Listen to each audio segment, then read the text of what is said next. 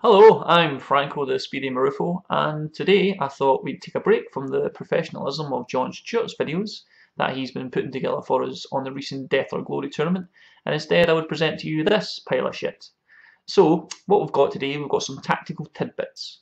Basically, what's happened recently with the meta is that Tau armies need to include certain things to deal with other people's sort of armies, and these things tend to reduce the firepower that the Tau armies can put out as a consequence of this. You know, no longer are you in the situation where you can just sort of blow your opponent's entire army away in one turn, and depressingly it can take you two, sometimes even 3 turns to blow an entire army away. So if you are in the same position as me as a Tau player and you feel a bit hard done to, you know, which is legitimate really, then you might want to try using a bit of blocking, and that's what this video is going to be about. So what blocking is, it's isolating a part of someone's army while dealing with the rest of it. And if you do blocking properly, you shouldn't need to make any rolls, so it's not luck reliant, and you shouldn't really use many points to lock down someone's army with it.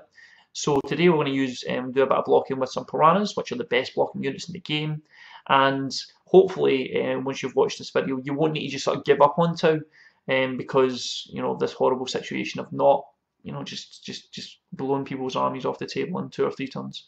It is horrible, but together we can get through this. Enjoy.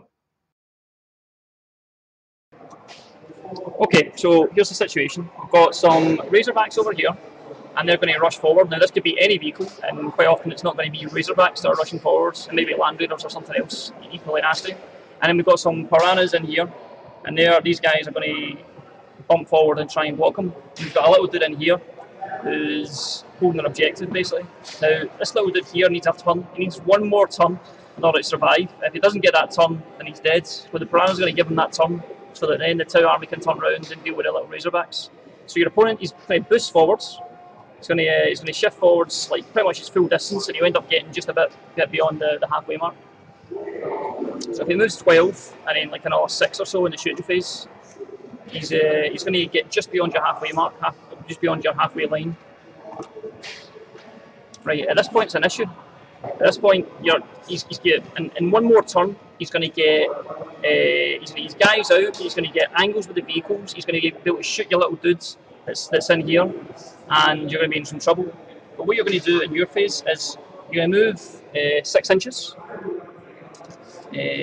forward over here, and the Piranha's going to just shift around the building a little bit, and their drones are going to get off another 6 inches. Now you can get off from either Piranha, because it's a squadron, you get off from either Piranha and get all your drones together. They're going to go listen over here, and these guys are going to be used as blocking later, but not just now.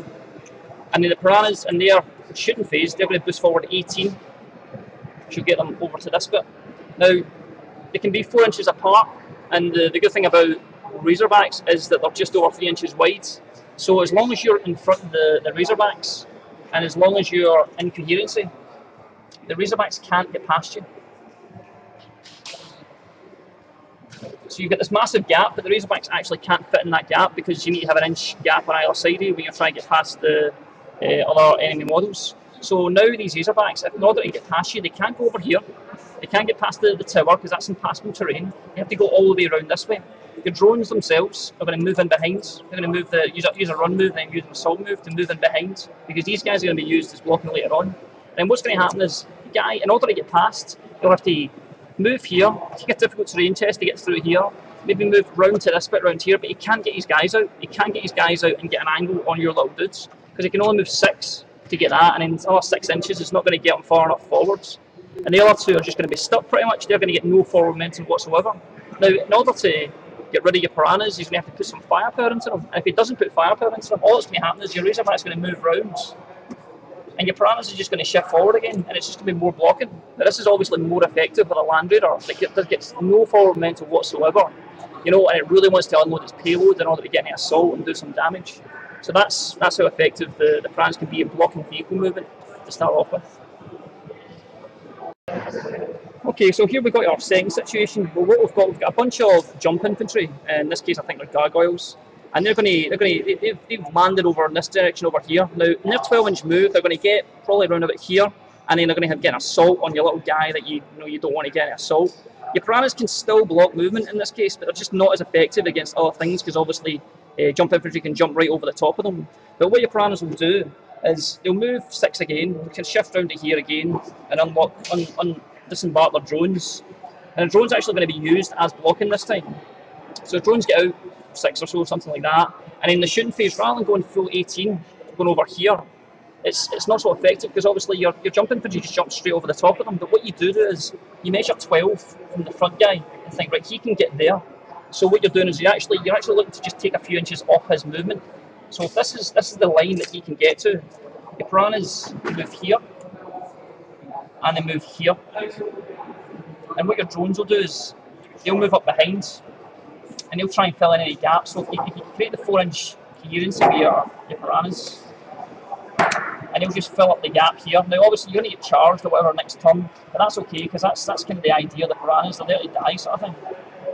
And what this does now is your opponent, if he can't move 12 inches forward because he's bumped into you, he can't get over the top of you. So your opponent's now forced to sort of move to about here, which is obviously miles away from your little guy, giving your guy an extra turn in order to survive. And that extra turn often with the Tau army is all you need in order to turn round and kill these little dudes. So that's how you're going to block against the jump infantry. It's less effective because you can't block as much, but you can still hold them back for a little bit of time rather than just taking the assault the next turn.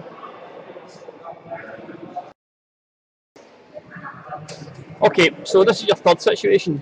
Now in this situation, as is often the case with the Tau, your opponent is running away. But what is unfortunate about this one is your opponent is actually running away with the relic. Now, if you let him get away, then he's going to get into this building over here, this ruin over here, and it's going to be a real pain to try and get him out of it.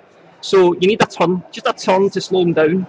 Then where the rest of your army can sort of kill off the rest of these scribbly little terminators, you know, and then next turn kill the entire squad.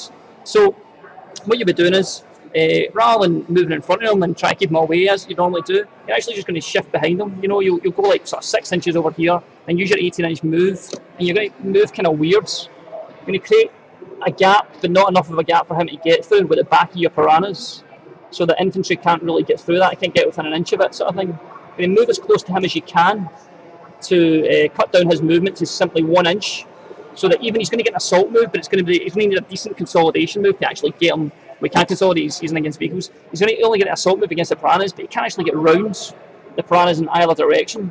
And then that relic next turn, after you've killed all these little guys, that relic's going to be yours. Okay, so that's it for this week's tactical tidbits. I hope you've enjoyed it and you've got something out of it. Like I say, you know, if it means that you don't actually give up on Tau completely because the horrible situation being that you can't just kill everything in one turn anymore, then all the better. You know, all the better, because it's good to sort of build the strength of the Tau community, because we are playing, remember, from an underpowered decks. So you know, you need to really stick in at that. When the meta shifts like it does every Tuesday, as it seems to right now, then you know, you just need to try and adjust with it, you know, and hopefully one day the meta will shift around where you can just put all your guns in again and you can just kill people in one turn, you know, like the good old days when Tau first came out. If you get any comments or anything, leave them below. If you get any kind of feedback or anything else that you want to email to me, you can get me at franco@40kglobal.com. If you get any complaints to make or anything like that, you can get me at dave@40kglobal.com. And if you enjoyed this and you want to listen to the podcast, we're out every Monday. You can get us on the website. You can get links below. Check us out on Facebook. Tweet us on Twitter, but we'll probably not respond to that because we don't really use Twitter. Or you know, just like shout us when we're in Warhammer World, because we're pretty much down there all the time because we're sad addicts. And I'll see you next time. Bye bye.